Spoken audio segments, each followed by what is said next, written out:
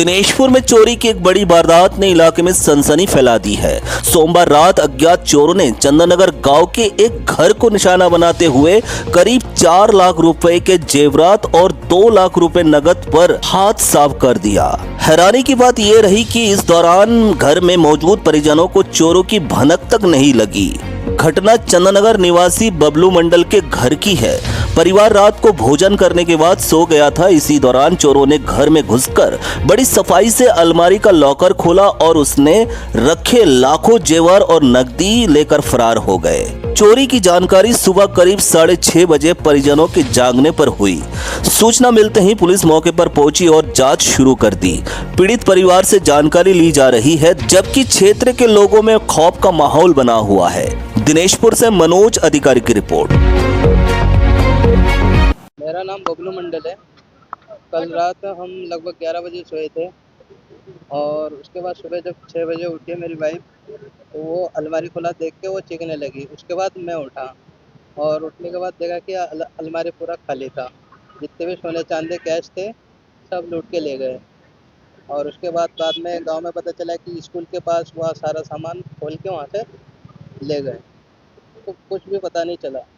घर में सभी मेंबर मौजूद थे आप लोग? सभी मेंबर घर में मौजूद थे।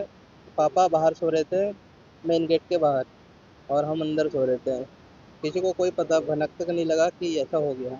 सुबह उसके बाद अलमारी खुला देख के फिर हमें पता चला घर में चोरी हो गई। मतलब कितने की चोरी? 2 लाख के लगभग कैश था और सोने चांदी बस यही थे। जी, मेरा नाम सुष्मिता मंडल है। मैं सुबह उठ के जब मैं निकल रही थी कमरे में से, मेरी नज़र अचानक से अलमारी पे गई। फिर मैंने देखा अलमारी खुला हुआ है। मैंने कहा ऐसा क्यों है? फिर मैंने कहा शायद खुल गया होगा, मच्छरदानी उसी पे टंगी हुई थी। फिर मैं जब उसके पास आई तो देखा लॉकर भी खुला हुआ है। तो मैंने कहा लॉकर क्यों खुला है? फिर अंदर जब झाँका उसमें कुछ भी नहीं है। फिर मैंने कहा ऐसा क्यों हो गया? फिर मैं एकदम से चिल्लाने लगी। फिर बस सब ये भी जाग गए। फिर मेरे सास ससुर दोनों भी चले गए वहाँ पे। फिर उन्होंने गाँव वालों को भी बुला लिया। कि अभी 6:30 बजे इनके परिजन वाले मेरे को फ़ोन किया गया था कि प्रधान जी मेरे घर पे चोरी हो गई है। ये परिजन का नाम है आदित्य मंडल। इनके घर से जब मैं पहुंचा तुरंत भागते वक्त आया कि देखा कि वास्तव में इनके घर पे एक तो पर्स रखा हुआ था। इन्होंने कहा कि गोल्ड प्लस कैश हमारे घर में रखा पड़ा था, वो भी चोरी हो गई है।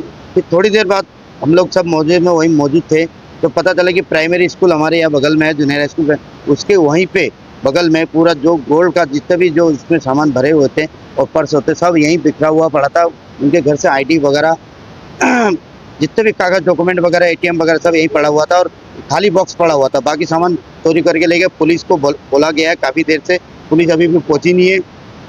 फिर 112 नंबर पर कॉल किया गया तो 112 नंबर पर अभी कोई जवाब नहीं आया। इनसे अभी परिजन से अभी पता किया था, ये तो कह रहे कि 2 से 2.5 लाख रुपए का हुआ और गोल्ड तो काफ़ी मात्रा से दिखाई दे रहा है कि काफ़ी गोल्ड का मात्रा काफ़ी लग रहा है। पुलिस का खौफ अगर होता तो इस तरह का चोरी नहीं होता। गांव के अंदर ऐसी जगह से चोरी हो जहां लोग ढूंढने में भी दिक्कत होगी। दूसरी बात है कि लमसम 2 घंटे हो गया, हमारा ग्राम प्रधान ने पुलिस को फ़ोन किया। अभी तक 2 घंटा हो गया, अभी तक पुलिस का कोई अता पता नहीं है। अगर पुलिस का रवैया इस तरीक़ा से रहेगा तो चोर क्या पकड़ेगा? चोर चोरी क्यों नहीं करेगा?